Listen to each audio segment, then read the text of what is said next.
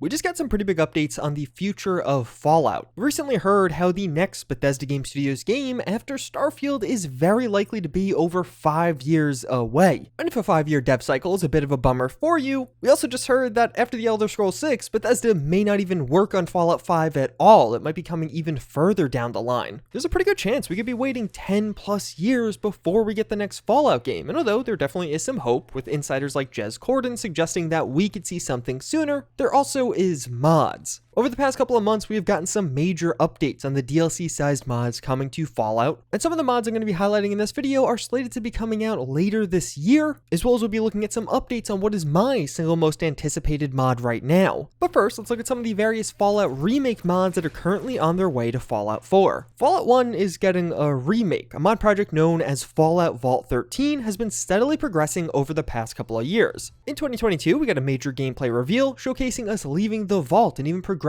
into a fully recreated Shady Sands, one of the introductory settlements in Fallout 1. This was huge, featuring voice acting, dialogue options, and even some of those familiar early game quests. And even since that gameplay demo, progress has been made. We heard how the project aims to release a fully playable demo before the full mod's release, very similar to what some of the other mod projects have done. And this playable demo is going to have a fully playable area from Vault 13 to Vault 15 and even include Shady Sands. And from the map visual of this upcoming playable area, we hear how it's going to be roughly 1/3 the size of the Commonwealth. And the team has had a variety of other progress milestones, like some of their work on the newly recreated Junktown. But Fallout 2 is getting a remake also, that with Project Arroyo. At first glance, this mod almost looks dead. The last major tease came all the way back in 2021, but things are progressing. On one hand, we can see a lot of the work done already with the plethora of teaser shots they've shared thus far, but the team has further shared details about how work has been continuing, but they're really focusing on work rather than just showing teasers of what they're doing. Both the Fallout 1 and Fallout 2 remake mods are monumental undertakings and do have the unique challenge of having to adapt a 2D world into a 3D and far more interactive world space. But what has been one of the most active projects over the past couple of years is Fallout 4 The Capital Wasteland project, the Fallout 3 remake. They had a massive year in 2022, releasing tons of standalone mods around the project, but most notably a fully playable recreation of Point Lookout for Fallout 4. This was our first real look at what a recreated Fallout experience in the modern Fallout engine would be like, and it's easily one of the most impressive mods to ever come to a Bethesda game. And funny enough, this project has run into a pretty interesting predicament in that it has been so successful that some of the leads on the project were literally hired by Double 11 to work on Fallout 76 officially. And we get to see some of that work with the recent Nuka World on Tour update for Fallout 76. But things haven't stopped on the Fallout 3 remake. Earlier this year, they released another standalone option with the rocket launcher, this being beautifully re-implemented into Fallout 4. It has a variety of variations, the iconic backpack has returned, and of course, it is the ultimate satisfaction of taking out a bunch of enemies with your own junk. But what has likely become the most iconic of the remake mods thus far, we also do have the New Vegas remake with Fallout 4 New Vegas. This team too has been incredibly active, sharing tons of familiar locations that have been remade in the Fallout 4 engine, but also a bunch of the technical work that has been done for the mod. An updated and revised HUD has not only been showcased, but also released as a standalone mod you could download, and even custom mechanics are being re-added, like weapon repairs and condition, whether you want to repair things yourself or even just repair things at a vendor. In this mod, we'll see player homes as a full-scale feature. We can see a Novac player home here that you're going to be able to decorate yourself just like you can in Fallout 4.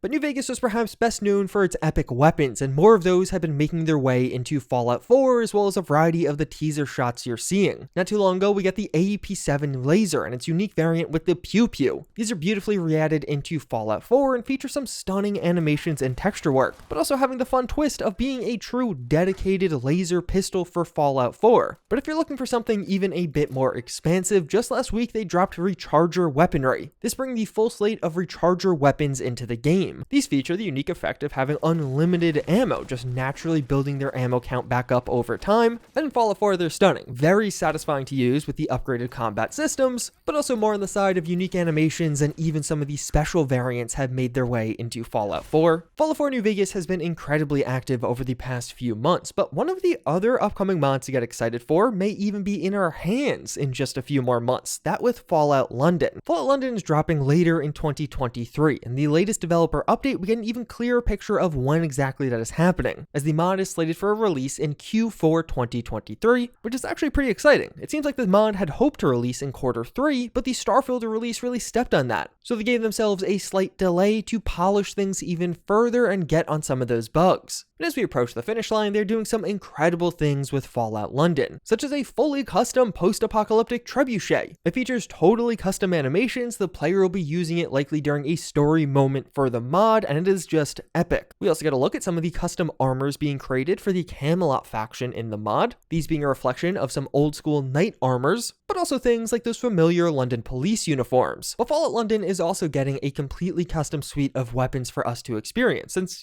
this is across the Atlantic. Their armaments will be quite distinct from America. The Lewis gun recently came out as a standalone mod, and this thing is epic. It features multiple animation styles and even custom modifications that fit into the Fallout world perfectly. But in the future, the mod will also have a variety of throwable options. Throwable mortars, smoke grenades, and even mini nuke traps. These things are incredible and horrifying at the same time, but Fallout London is also getting timely with some royal representation and the House of Clemen's mace, which is going to be a usable weapon in the mod. The world of Fallout London has been getting some updates too, though. We get a preview of One Canada Square, the HQ of the Isle of Dogs Syndicate. Is going to be one of the major factions in Fallout London that definitely has its own sense of power and influence, but it seems like there's also going to be some secrets within, as well as the world will feature its unique pieces of propaganda. These will be around some of the factions, and it's going to be present all over London, but also some major milestones have been hit with the mod as of late. It's described how all of the NPCs have been added into the world space, and even just recently, the entire soundtrack for the mod has released. There are nearly 5 hours of original Fallout London music out there, and I highly recommend you give it a listen. And if you're truly itching to find out more about Fallout London lore, a comic is even being made to explain some of what happened in the apocalypse overseas. But then that transitions us to what is one of my most anticipated upcoming mods with A Better World, which just happened to get its second major developer update. A Better World will be us following the story of 2 women on the run from the Institute, that with Joe and Liz. This is going to take you to some beautiful landscapes in Abbott County, but also a more built-up Vault-Tec Plaza shopping center. And although it seems like this is really going to be a strong story-driven experience, the mod's also going to feature a fair amount in the way of custom mechanics, not just for enemies, but also unique story interactions as you encounter memories of the past. The mod itself has been making incredible progress. It's described how half of the main story of the mod is playable already, and in this new video we get a preview of how our experience with this mod will begin. So right off the bat, we'll seemingly be taken to Vault-Tec Plaza, and we also get a peek at one of the main settlements with Bethel. It's going to have this unique rural but also coastal style with this river. The major focal point of the town is going to be this church as a meeting place and really just a status symbol of the town. To make this mod feel truly special, they've created some custom cabin sets, both the actual cabins themselves, but also things like furniture and jars to occupy the inside of the cabins. These look incredible, and things like this I think are going to go a really long way to make these new environments feel genuinely novel and interesting to explore. This mod's not only going to feature some Institute enemies, but also a new faction with the 14th. There's going to be a tech-focused faction throughout Abbott County that is looking for something. We don't know exactly what yet, though. Their armor design's pretty cool here. They have this high-tech raider aesthetic, and I really love the style of not only their armor, but also some of their weapons, as they also feature a variety of tech-based weapon upgrades to give them an edge in combat. I don't know, some of these things are definitely becoming a major selling point of this mod. What has impressed me the most thus far is the level design. This team is crafting some incredibly high-detailed environments, some of which command a spooky yet haunting tone, while some others are just lush landscapes that you want to actually live in. The trailers have featured some of the prettiest landscapes I think I have ever seen for Fallout 4, and it won't just be visual, as they're also going to be a full suite of music atop all of this to make your experience truly feel and sound special. And the mod's also recruiting if you're interested in helping out. But funny enough, what you may walk away from this video with as your most anticipated mod may not even be for Fallout 4, as we also just got an incredible new gameplay showcase for a mod coming to Fallout New Vegas, known as Fallout Nuevo Mexico. This taking us to post-apocalyptic New Mexico and some of the surrounding areas. It's really going to have a major focus on RPG mechanics akin to the original Fallout games, which we can see right off the bat in the new trailers. You're actually going to have a choice for your character's origin, either being a convict or a dreamer, which is going to drastically affect your entry into this world. In the gameplay demo, which is just part 1 of a multi-part series that's going to be dropping over the next several months, but here we can see our humble start as a prisoner with no memory of what happened prior. And of course, this kicks off into a familiar Fallout opening scene where we must fight out our way and introduced into some new characters along the way, as well as one thing that immediately becomes apparent is this mod is very much so styling itself like older Fallout games, even down to how some of the voice acting is implemented and sounds. I thought I was gonna be neutralized by that crazed inmate. As well as it almost seems like the mod will feature some really cool custom cutscenes like this that I think are a really nice touch and definitely reminiscent of some of the older Fallouts. But that isn't all, as we also get a preview of the Dreamer opening. This is going to be wildly different. We're not starting in a cell at all, but instead a much more peaceful start with their own residence, and you're going to play as a ghoul during this start. Here you're going to have options to leave this military base that you begin at, or you can even try and get deeper with the military at this base, but also unique mechanics like injecting radiation to enhance some of your abilities, but if you overdo it, there'll be unique problems here as well. And even though this is on Fallout New Vegas' engine, as we cut to some of these exterior shots, things just look incredible. With the help of mods, some of these quite old games can still look really good. And the world they're building here immediately sucks you in with some of the intrigue. The world here is going to be known as the Land of Enchantment, and the story takes place in 2166. Just 89 years after the bombs dropped and only 5 years after the events of the first Fallout game. As such, this will be a bit of a different story, told much earlier in the Fallout timeline compared to the more modern games we have, of course outside of Fallout 76. And as we get into some of the dialogue, we can see how Nuevo Mexico will have darker themes as well. You're truly in the apocalypse, and this is not a mod that's going to shy away from that. And they even show off some dual-wield weapons, which is a very fun and exciting choice. But we also get some religious characters, as we hear how we save Sister Manuela's guard. I do really like that they're at least somewhat exploring religion with this mod. It makes perfect sense for this region. And really just the fact that the apocalypse happened, you think a lot of people would turn to that. Some of the voice acting shared during this gameplay just sounds top-notch to me. Muchas gracias, muchacho.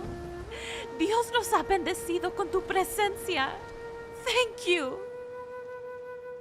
May the Lord repay you for your kind act here. It really immerses you in this world a bit better with those accents, in addition to many characters switching between English and Spanish, which is such a nice touch. In the gameplay, we could also see a ton of skill checks coming through, some based off your actual skills and some others seemingly based off perks you've taken. The trailer definitely portrays this mod as an RPG paradise, with plenty of dialogue and options for how to proceed in encounters, but also a healthy amount of world building. Like just the details in this town or even in some of the bars look exceptional. It feels like there's a lot of love being put into these smaller details here, but it's also not all wonders in Nuevo Mexico. As we recruit a companion, we discover how chem problems have spread to this part of the world in the Fallout universe as well, and we can see some of the effects of this, which feels like a very apt commentary on some of the very real issues occurring today. The trailer does a great job of intermixing genuine gameplay with some pretty panning shots showcasing the work they've done thus far. And there's going to be some really fun and unique locations as well, like Roswell, New Mexico, known for its supposed alien crash landing, and we can see from this that the mod's going to have its own form of curious and spooky takes on the local lore, just like what's been done with past games. Overall, this mod and new gameplay showcase just look absolutely incredible to me. Seems like they really have a healthy mix of hilarious yet terrifying Fallout moments, unique intrigue based off the area, as well as a ton of RPG mechanics and choices built in. This easily has risen to one of my most anticipated mods for a Fallout game right now, and it's just the start. More parts for this gameplay are coming. But then something we may even be playing this year, we just get another update on Attack of the Lobotomites. This is another DLC-sized mod that has been in development for several years now. A satellite crashed into an underground complex for the mentally unwell, and as we go there, we're going to find a variety of lobotomite threats reprising their role from Fallout New Vegas. And though there's going to be new quests and enemies to take on, there's also going to be a ton of new weapons like the Proton Axe, Cosmic Knife Spear, Saturnite Power Fist, and even the Saturnite Super Sledge, several of which are making a return from Fallout New Vegas itself. This mod overall looks amazing. It seems like it's going to be a really nice crossover of a stuff pack, but also some genuine questing content, so you'll take on new enemies, but also be left with a ton of new items and content for your own playthrough. Those are some of the mods on their way right now to Fallout 4, and some of the ones you could truly get excited for. But if you're interested in hearing more about when we might be seeing a new Fallout game, check out this video.